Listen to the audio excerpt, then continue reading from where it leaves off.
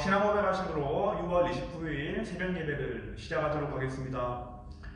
전능하사 천지를 만드신 하나님 아버지를 내가 믿사오며 그 외아들 우리 주 예수 그리스도를 믿사오니 이는 성령으로 잉태하사 동정녀 마리아에게 나시고 본디오 빌라도에게 고난을 받으사 십자가에 못 박혀 죽으시고 장사한 지 사흘 만에 죽은 자 가운데에서 다시 살아나시며 하늘에 오르사 전능하신 하나님 우편에 앉아 계시다가 저리로서 산자와 죽은 자를 심판하러 오시리라. 성령을 믿사오며 거룩한 공예와 성도가 서로 교통하는 것과 죄를 사하여 주시는 것과 몸이 다시 사는 것과 영원히 사는 것을 믿사옵나이다. 아멘. 하나님 아버지 감사합니다. 오늘도 우리와 함께하여 주시옵시고 우리를 주님 품 안에 안아주심에 감사합니다.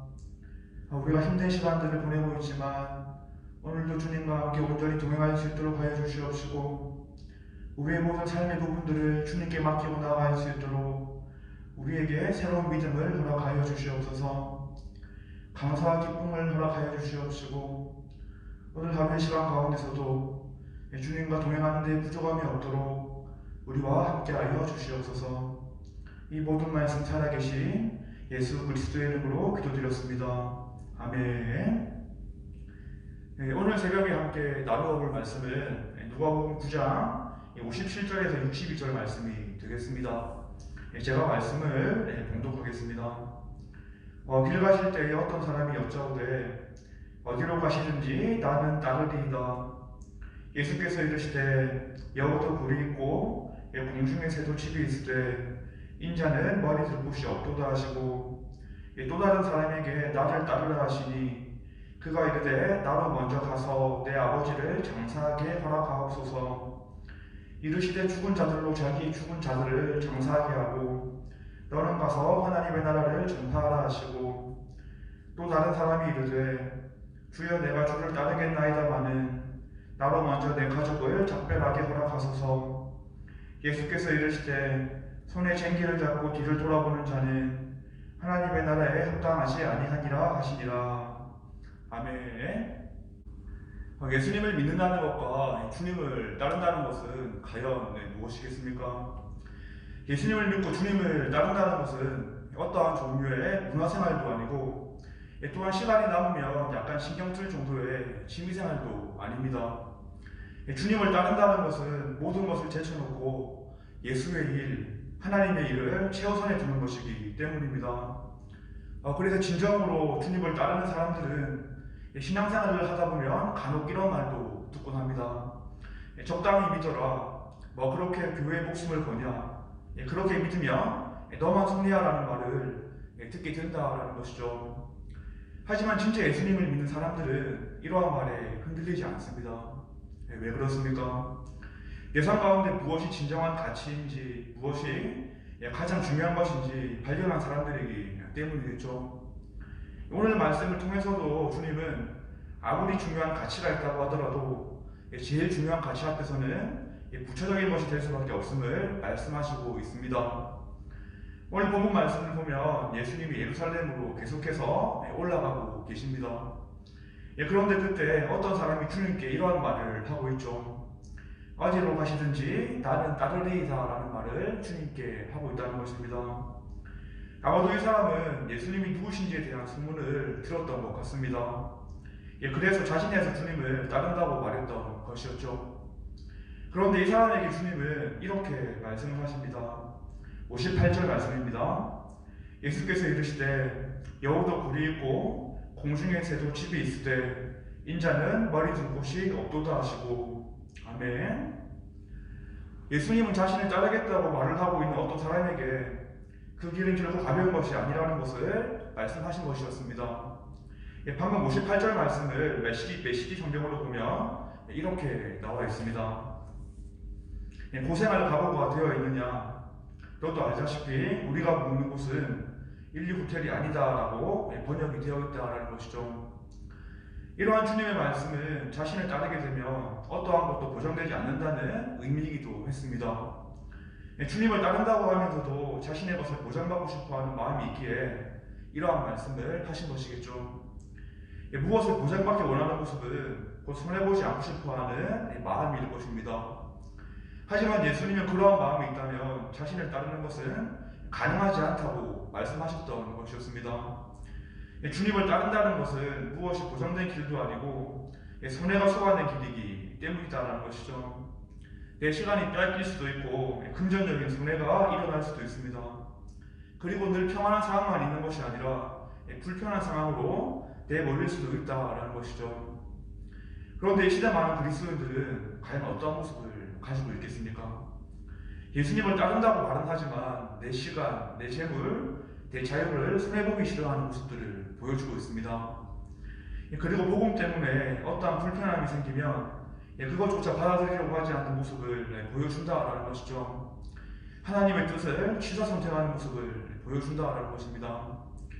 예수님께 쓰임받기 위해서는 내 시간을 희생해야 하지만 우리는 그 시간들을 희생하는 것이 아니라 내 개인적인 즐거움을 위한 시간만을 가집니다.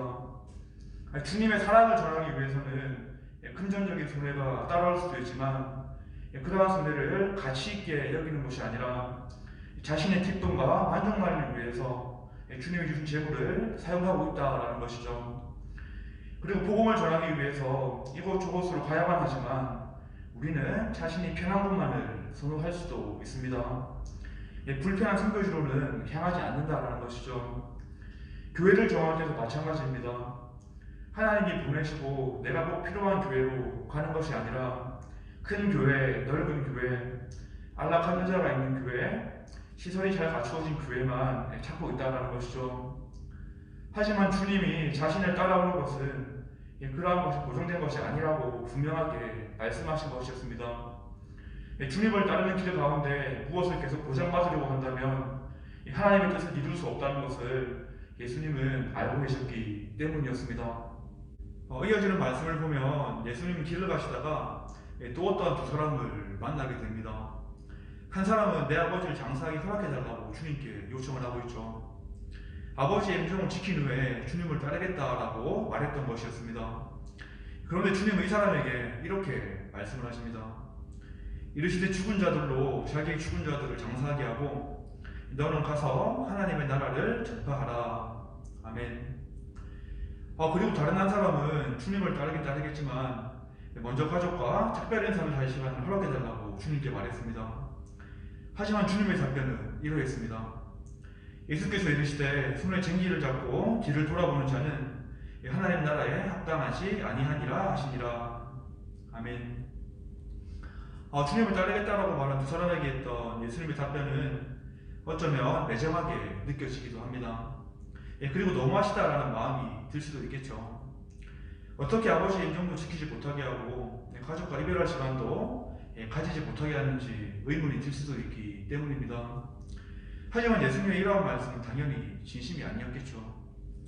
예수님이 사용하신 일종의 과장법인 것인데 하나님 나라의 긴박성과 급박성에 대해서 설명하시기 위함이었던 것입니다. 결국 무엇을 강조하기 위함이었습니까? 주님을 따를 때 가져야 하는 우선순위의 중요성을 말씀하시고자 했던 것이었죠. 열왕기상 19장 19절에서 21절 말씀을 보면 엘리야가 엘리사를 부르는 장면이 나옵니다. 엘리사는 밭을 가는 도중에 하나님의 부르심을 받았던 사람이었죠. 하나님의 부르심을 받은 후에 엘리사는 어떠한 모습을 보여주었습니까? 결코 뒤를 돌아보는 모습을 보여주지 않았다라는 것입니다. 실제로 엘리사는 쟁기질 하던 소를 죽여버리고 돌아가고자 하는 일말의 유혹조차 없애버리는 결단 있는 모습을 보여주었던 사람이었습니다. 엘리사는 하나님의 부르심이 무엇보다 소중하다는 것을 알고 있던 사람이었던 것이었죠. 그래서 삶의 우선순위를 재조정하고 하나님의 핵심 가치를 최우선에 두는 모습을 보였던 것이었습니다.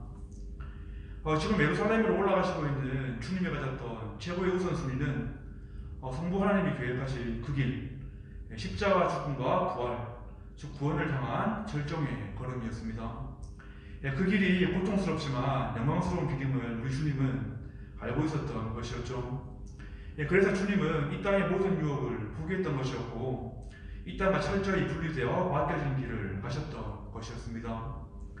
오늘날 주님을 따르겠다라고 고백하고 있는 우리도 고통스럽지만 영광스러운 길을 걸어가고 있습니다. 밭에 감추어진 부활을 발견한 자들이기 때문이고 그 길 끝에 영원한 생명이 기다리고 있는 것을 알고 있기 때문이겠죠. 그런데 오늘날에는 예수님을 따른다는 것이 너무나도 가벼운 것이 되어버린 것 같기도 합니다. 모든 것이 보장되어야 주님을 따르려고 하고 내 삶의 모든 문제들이 해결된 후에 주님을 따르겠다라는 결단을 많이 하고 있기 때문입니다. 물론 제 모습 속에도 이러한 마음들이 많이 있겠죠.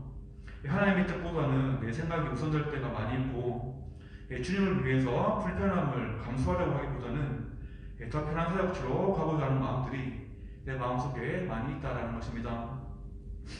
하지만 우리는 주님이 하신 말씀을 다시 되뇌이면서 삶의 우선순위를 조정하는 모습이 필요하겠습니다.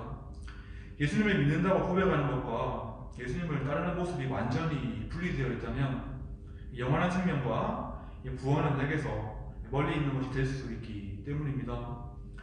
신학자 짐 엘리엇은 이러한 말을 남긴 적이 있습니다. 영원한 것을 위해서 영원하지 않은 것을 포기하는 사람은 결코 어리석은 사람이 아니다. 오늘 말씀을 통해서 예수님께서는 지금 이 시대를 살아가는 우리에게도 제자의 길을 가기를 결단을 요구하고 있습니다.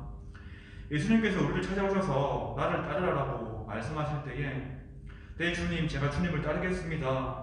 주님의 말씀에 순종하겠습니다 라고 고백을 해야 하겠습니다.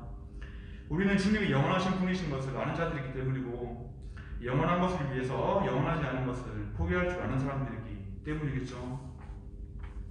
오늘 말씀을 다시 묵상해 보시면서 더 큰 주님의 은혜를 구해보는 모두 성도님들이 되기를 바라겠습니다. 우리 주님이 은혜 주실 때에 내 삶 가운데 주님을 최우선의 가치로 두면서 영원한 생명길로 걸어가는 모든 분들이 되기를 바라겠습니다. 기도하겠습니다. 주님, 오늘은 주님의 말씀을 통하여서 주님을 따르는 것이 진정 무엇인지 알게 됩니다. 정말 주님을 따르는 그 가치가 정말 중요하다는 것을 우리가 알 수 있도록 해 주시옵시고 어떤 것이 보장되고 정말 우리 편안함을 추구하는 것이 아니라 어떤 상황이라도 주님을 따를 수 있도록 우리와 함께하여 주시옵소서.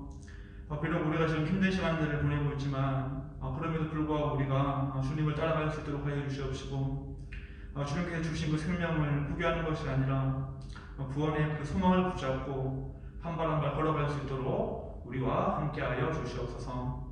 이 모든 말씀 살아계신 예수 그리스도의 이름으로 기도드렸습니다. 아멘. 주기도문 가심으로 새벽 예배를 마치도록 하겠습니다. 하늘에 계신 우리 아버지여, 이름이 거룩히 여김을 받으시오며 나라가 임하시오며 뜻이 하늘에서 이루어진 것 같이 땅에서도 이루어지이다. 오늘 우리에게 일용할 양식을 주시옵고 우리가 우리에게 죄 지은 자를 사하여 준 것 같이 우리 죄를 사하여 주시옵고 우리를 시험에 들게 하지 마시옵고 다만 악에서 구하시옵소서. 나라와 권세와 영광이 아버지께 영원히 있사옵나이다. 아멘.